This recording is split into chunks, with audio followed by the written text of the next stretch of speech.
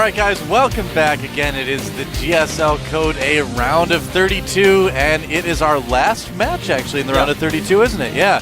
And I think we've actually saved the best for last today, in my opinion. This is going to be the closest match that we've passed today. It's going to be IM's YoDa versus NS Sage. Yeah, Sage. Everybody's talking about this guy. A lot of people are saying that he's the best Protoss they've seen in a long time.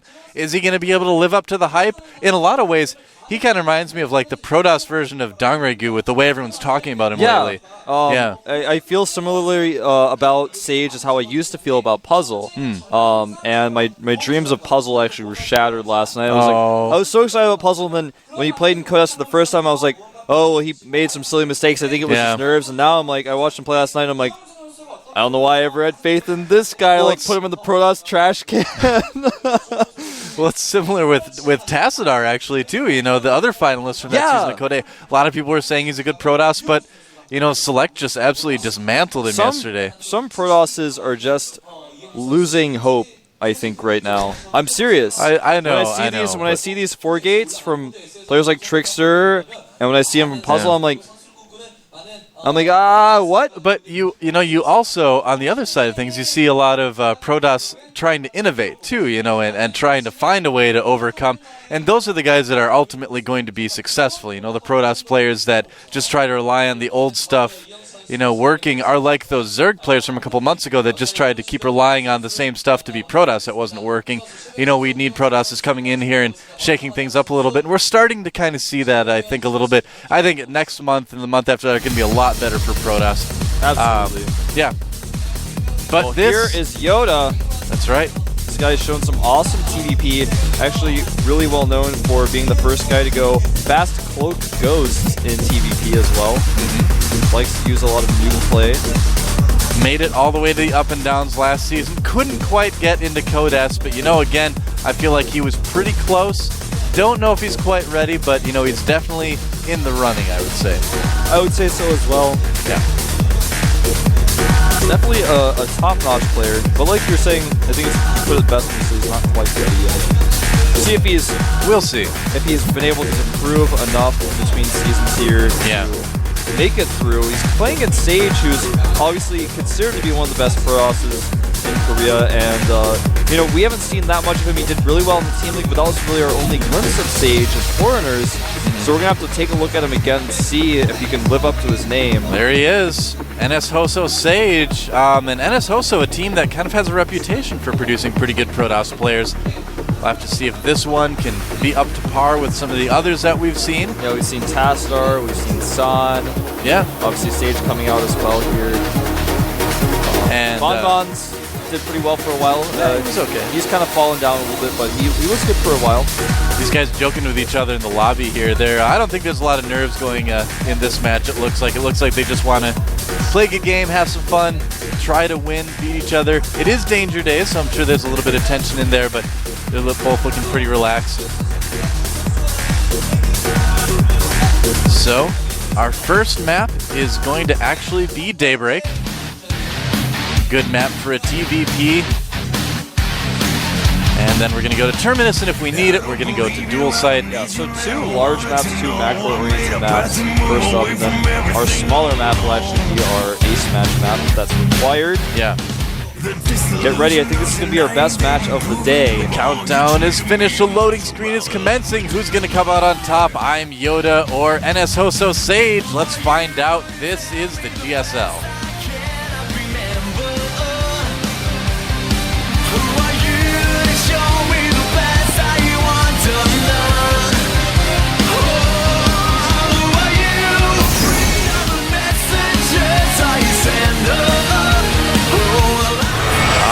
Down at the bottom of the map, in the yellow, from the team Incredible Miracle, is a Terran that, like YoDa in Empire, is a little bit crazy. He is... I am YoDa. YoDa was a little bit crazier in Empire, wasn't he? Yeah. You know, he lived on Dagobah by himself for like 30 years or something like that. More like 20 years. Would drive a person crazy, I don't know. And up at the top of the map, we have our blue Protoss from the team NS Hoso. NS Hoso Sage.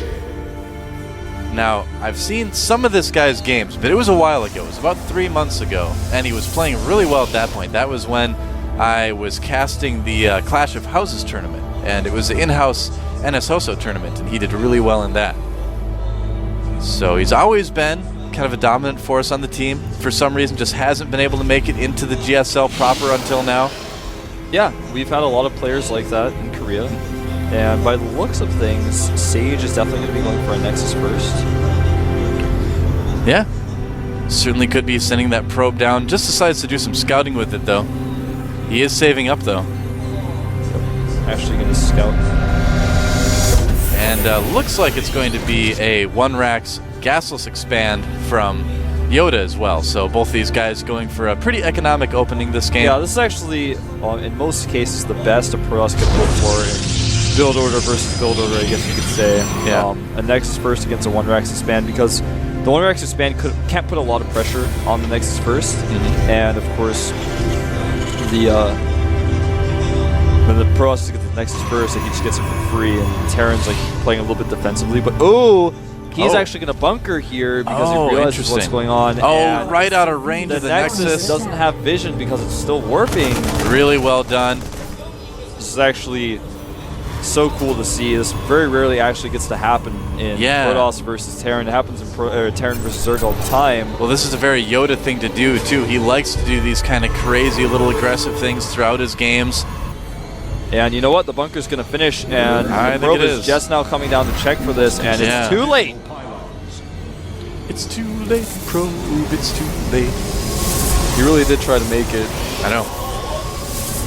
All right, so the Marine is going to get there. The question is, can Sage prevent the Marine from getting in the bunker with the probe? He's doing a lot of damage to it already with those. And he might actually discover the bunker. No, he's going to try to stop the Marine. Some SCVs coming as well. A lot of mining time being lost by Sage right now, but he is managing to take down the SCVs. But the Marine is getting close. Oh, he gets inside. in. And wow, a lot of probes are going to be taken down, but it looks like the bunker will be lost fairly soon as well. Yeah, and a few SCVs being taken out as well. In fact, about an even number of SCVs lost. In total, both players killing a few. 3 killed for YoDa, 2 killed for Sage. So that was really dramatic when they zoomed in and saw the Zealot cut apart the Marine. 19 probes to 18 SCVs right now. Yeah. See, when the dust clears, things pretty even. Yeah, it was a pretty even trade for those guys. I like that little pressure move. If Sage had not reacted perfectly, the game could have actually ended with him. Yeah. So a testament to his skill right there, holding off something that I would imagine he probably doesn't need to deal with too often. Yeah, it's not a common follow-up, and in fact, YoDa was so sure that he was going for a Nexus first that without even scouting anything, he had his SCV rally to make a bunker. Yeah. Then he actually changed his mind. He was like, well, let me just make sure. Then he saw Nexus and he was like, okay, I need a bunker. But you could tell when I saw that outline, I don't know if you guys were able to see it on your screen, I was like, YoDa's definitely played against this guy a lot before. If he's so sure that he's going to go Nexus first on this map. Well, the way we saw him chatting and joking to each other in the lobby, it's clear that these guys have a bit of a history too. Yeah. Which is always, I think that always makes for the best matchup, you know, because then there's a lot of like trickery and fake outs that happen. It's kind of like when you see a team kill situation where you have teammates playing against each other, you see a lot of creative Those stuff. are always really exciting matches. Absolutely.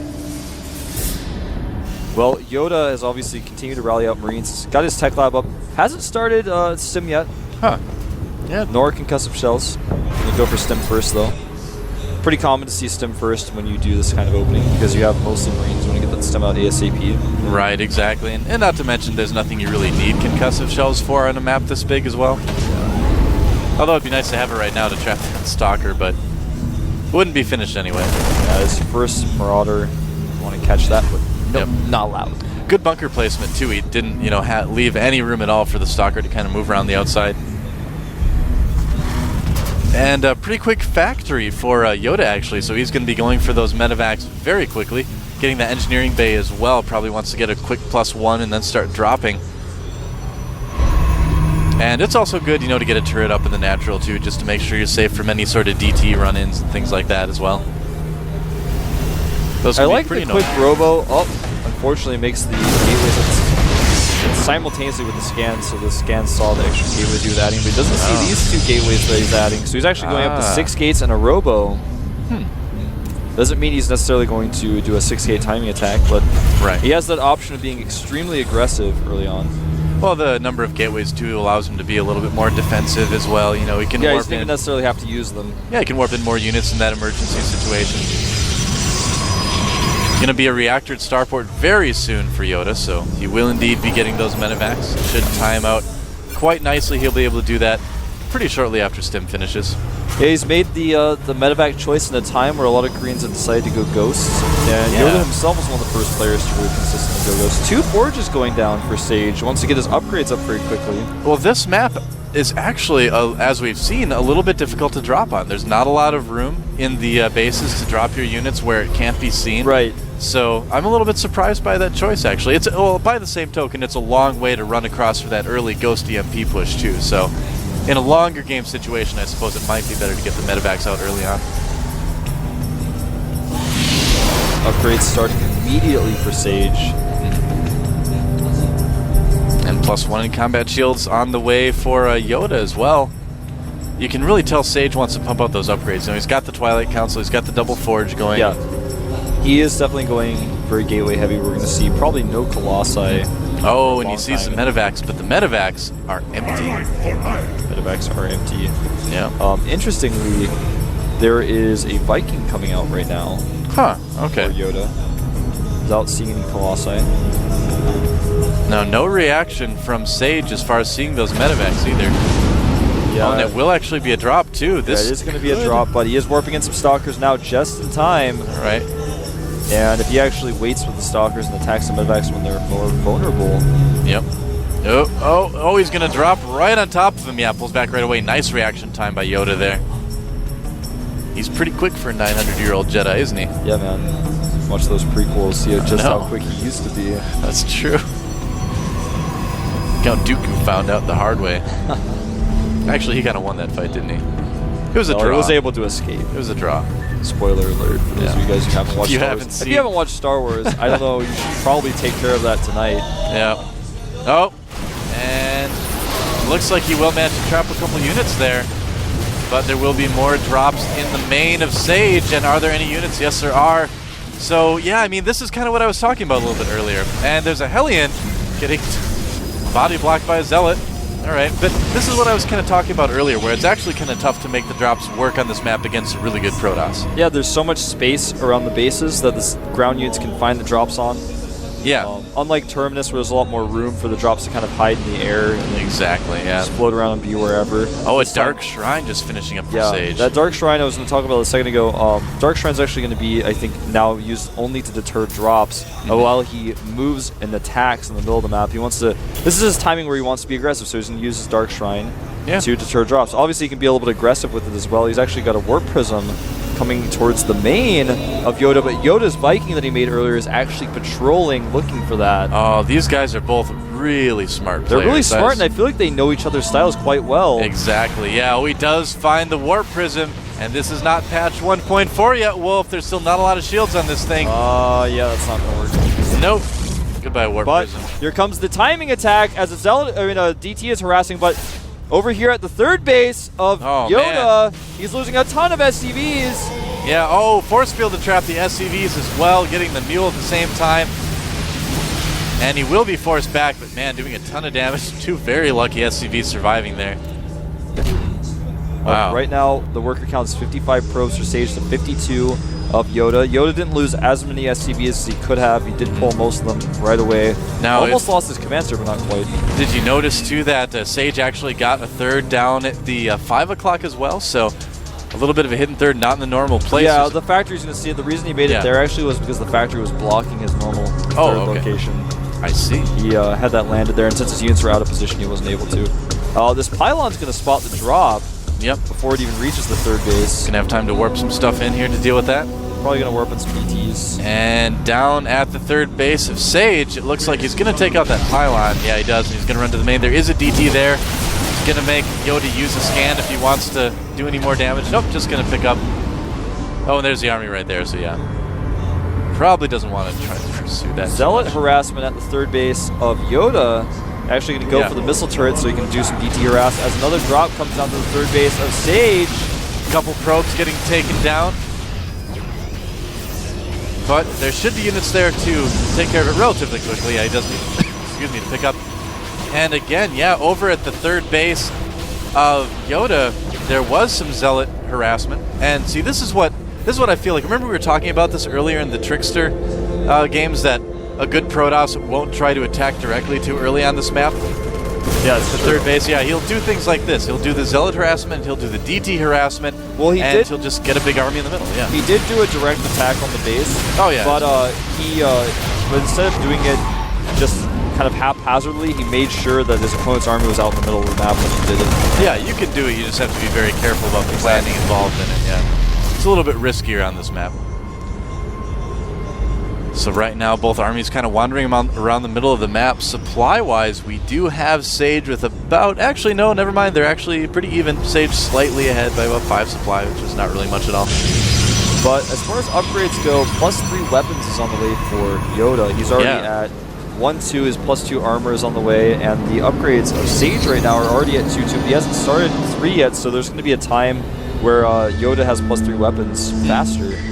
These DTs out in the middle of the map are just so annoying for Terran to deal with. You have to use a lot of scans. It's kind of a hassle if you're trying to produce Vikings and medevacs to switch it over out to the tech lab, make a rave, and then switch it back. You can just make another starport, but that takes time too. And it's kind of a big hassle dealing with DTs.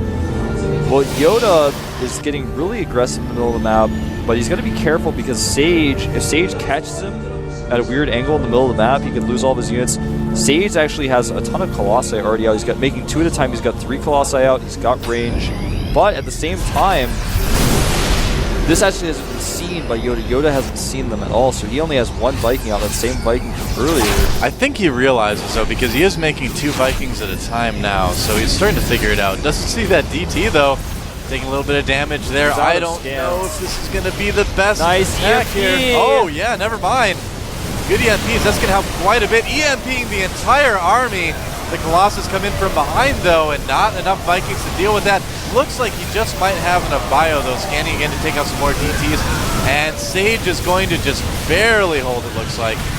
They're actually holding pretty well. Yeah, pretty even trade there. The Stalkers don't have blinks, so they can't chase. Yeah. The DTs really came into play there. Yep, the probes actually came into play as well. He lost a lot of probes. Yeah, some losses on both sides when it comes down to it. The supply not too far apart for either player, so like you said, a pretty even trade, I'd say. Looked dangerous for a second with those EMPs, though, but I just got to worry. I think we're going to see another timing attack at the third base location for YoDa.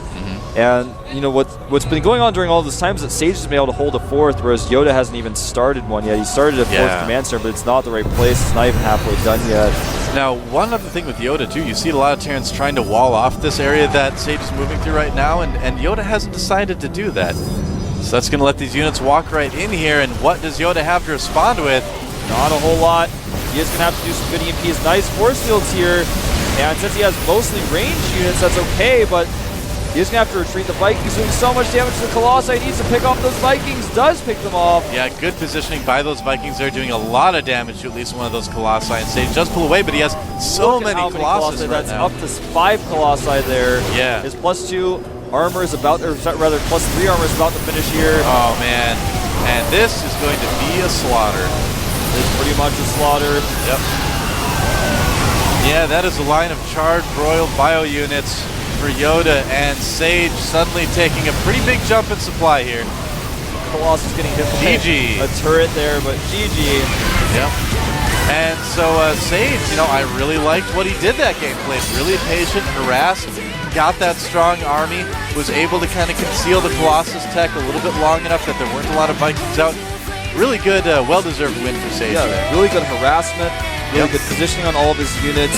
He hit the Colossi, just kept dealing with the drops. The drops never really did a lot of damage. The only time where YoDa looked strong was that one attack where he got a good EMP off. Yeah. Even then, he was out of scans, couldn't deal with the DTs that were killing his army. And Sage just showed how to play at a high level, multitask, engage in the right area, harass, defend harassment. Yeah. He was on top of it all. This guy's good. Gonna have to see how well he can do in game 2. It's gonna be on Terminus, new and improved. And the new Terminus does let you take 3 bases a little bit easier, too. It's very defensible. Have to see how that impacts the play again. You know, the choke going into the naturals a bit narrower as well. And yeah, I don't know if we see those cross-position spawns, we could be in for kind of a similar game, really. Although I think in that case, Warp Prisms actually might come into a little bit more. Yeah, play. we saw Sage make a Warp Prism. But unfortunately, there was a Viking prepared for it. YoDa actually made a Viking for that specific reason and ended up working out. That's a good idea. I think we're actually going to see that a lot more after the patch when Protoss really start to use that Warp Prisms. Terran are going to need to start worrying about that more. He might have actually been able to warp in a DT or two with the new patch if he had just like immediately, as soon as the Viking was there, just warped in one and then let it die. Well, it's going to be they're going to be a lot more durable. It's going from 40 health, 40 shields to 40 health, 100 shields, if I read the patch notes correctly. That's correct, yeah. So it's going to be a lot more useful, I think. I like changes like that just make units more useful, That's cool. Yeah, I think so too. It's going to be an interesting patch. I heard it hit live on North America. Yeah, it's live on NA. It was live on SEA yesterday. Who knows when it's going to be live here in Korea. Well, I can't wait to get on there and mess around with some of that stuff tonight. Yep. I played a little bit on the PTR, but you play on the PTR in Korea, it's always a weird time. In the United States, not very many people play on the PTR anyway, so I'm like, I can't play very many games. Yeah. Maybe I play against her really bad, so I'm like, I don't know. We'll jump on NA and we'll test some things out. You can beat me horribly again for a little while. I won't beat you. I'll try some new proxy robo immortal time attack. So you should just TVT, then you can be trying stuff and I can be trying stuff. Oh yeah, but you want to try out I want to try out the Protoss changes. Forget those. Well, forget those because the patch hasn't hit here yet. That's right. It's YoDa versus Sage Game 2 on Terminus. I am Wolf, and with me is Doa, GSL Code. Yeah.